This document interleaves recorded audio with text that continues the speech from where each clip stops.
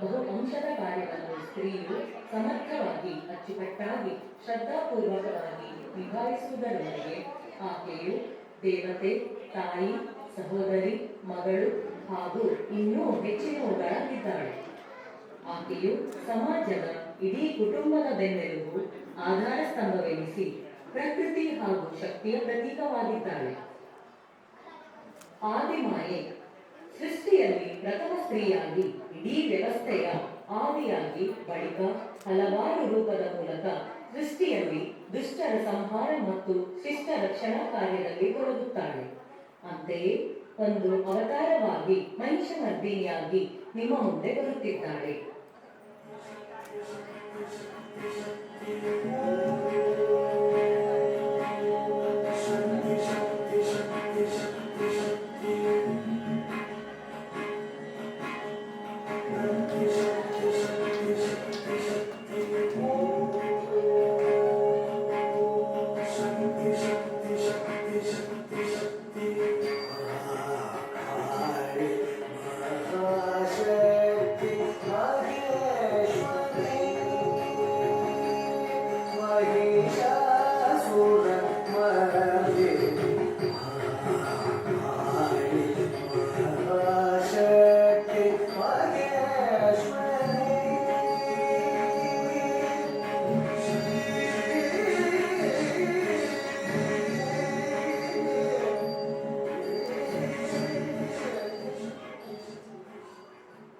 ಇತಿಹಾಸದ ಪುಟಗಳನ್ನು ತಿರುವಿದಂತೆ ದೇಶ ರಕ್ಷಣೆ ಕಾರ್ಯದಲ್ಲಿ ಪುರುಷರಂತೆ ಸರಿಸಾಟಿಯಾಗಿ ಕೆಚ್ಚೆದೆಯಿಂದ ಶತ್ರುಗಳನ್ನು ಸದೆಬಡೆದು ಮಾದರಿಯಾದ ಓಬವ್ವಳು ಓರ್ವ ದಿಟ್ಟೆ, ಧೀರೆ ಹಾಗೂ ಅವಿಸ್ಮರಣೀಯರಾಗಿದ್ದಾಳೆ.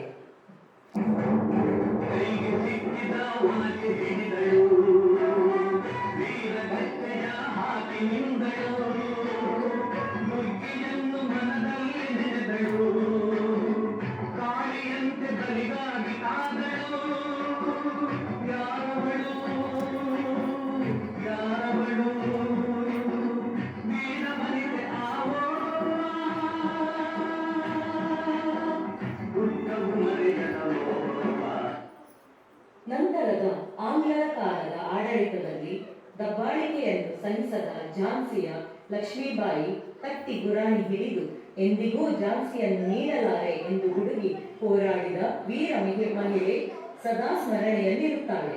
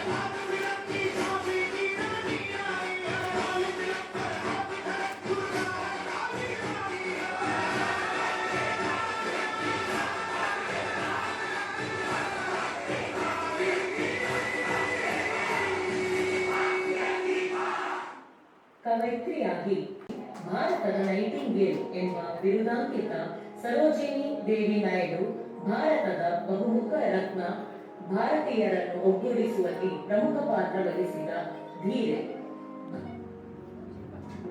ಆಧುನಿಕ ಭಾರತದ ಶ್ರೇಷ್ಠ ಗಣಿತಜ್ಞೆ, ಅಸಾಧಾರಣ ಸಾಮರ್ಥ್ಯಕ್ಕೆ ಹೆಸರುವಾಸಿಯಾದ ಶಕುಂತಲಾ ದೇವಿಯು ಕಂಪ್ಯೂಟರ್ಗೆ ಚಾಲೆಂಜ್ ಮಾಡಿದ ಹ್ಯೂಮನ್ ಕಂಪ್ಯೂಟರ್ ಎಂದು ಕರೆಸಿಕೊಂಡ ಹೆಮ್ಮೆಯ ಮಹಿಳೆ.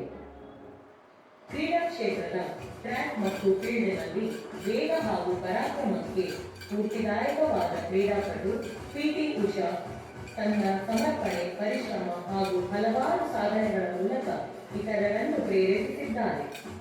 ಯುವ ಜನತೆಗೆ ಪ್ರೇರಕ ಶಕ್ತಿಯಾಗಿದ್ದಾರೆ.